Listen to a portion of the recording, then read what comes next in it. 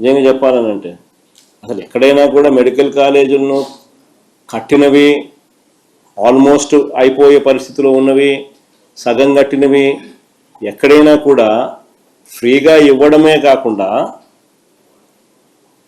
ఆ ఫ్రీగా ఇచ్చిన దాంతో సంతృప్తి చెందక ఆ జీతాలు కూడా 2 ఏళ్ల పాటు ఆ మెడికల్ కాలేజీలు నడపడానికి సంబంధించిన జీతాలు కూడా సంవత్సరానికి 60 కోట్ల రూపాయలు, 2 ఏళ్లకు 120 కోట్లు ఒక్కొక్క కాలేజీకి అయ్యే ఖర్చు ఈయన ఇస్తాడంట ఎదురు వాళ్ళకు. గవర్నమెంట్ ల్యాండ్, గవర్నమెంట్ ఆస్తి, గవర్నమెంట్ బిల్డింగ్లు, government medical college, government staff, జీతాలు ఇచ్చేది గవర్నమెంటు, కానీ లాభాలేమో ప్రైవేట్ వాళ్ళకంట. స్కామ్ కాకపోతే ఏందండి ఇది? ఇటువంటి స్కాముల్లో నిజంగా ఎవరైనా భాగస్వాములు అవుతారా? అదే నేను మా నాని ప్రెస్ మీట్లో మొన్న మాట్లాడుతూ అన్నాడు. ఫస్ట్ ఏమన్నారు, కామినేని వాళ్ళు పార్టిసిపేట్ చేసినారని చెప్పి కిమ్స్ వాళ్ళు పార్టిసిపేట్ చేసినారని ఫస్ట్ టప డబ్బా కొట్టుకున్నారు. మళ్ళీ వెంటనే కిమ్స్ వాళ్ళు మేము పార్టిసిపేట్ చేయడం లేదు, ఈ స్కాముల్లో మాకు సంబంధం లేదు అని చెప్పి వాళ్ళు వెనక్కి తప్పుకున్నారు. వెనక్కి తప్పుకునేసరికి వీళ్ళకి ఏం చేయాలో దిక్కు తెలియలే. ఎవడో ఎల్లయ్యతోనూ పుల్లయ్యతోనూ డ్రైవర్లతోనూ వంట మనుషులతోనూ అప్లికేషన్లు పెట్టిస్తా ఉన్నారు. పెట్టించి వాళ్ళకైనా సరే నేను ఇస్తానంటానండి ఇప్పుడు చంద్రబాబు. అంతేగానని సెంట్రల్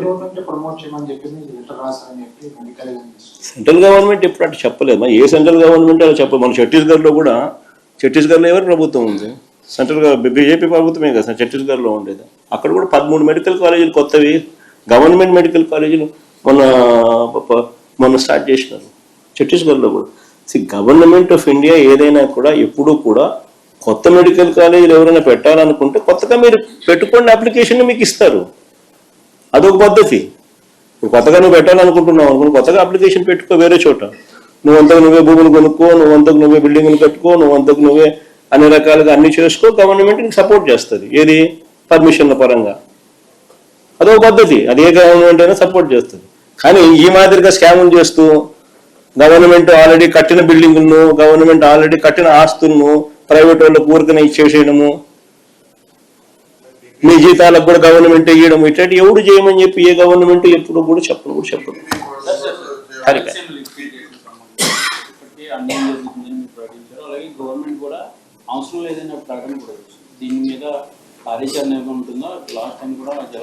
ఖచ్చితంగా వీటి మీద రాయలసీమ లిఫ్ట్ అన్నది రాయలసీమ ప్రజలకే కాకుండా రాష్ట్ర ప్రజలకు ఇది నిజంగా అవసరమైన ప్రాజెక్టు.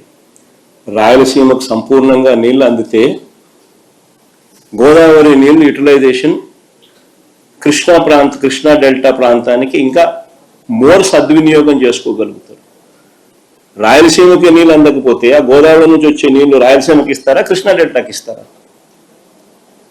సో ఇది రాష్ట్రానికి సంబంధించిన వెరీ ఇంపార్టెంట్ సబ్జెక్ట్. ఇది వీటికి సంబంధించి ఎక్కడా కూడా మనం అన్యాయం చేయడం లేదు ఎవరికి.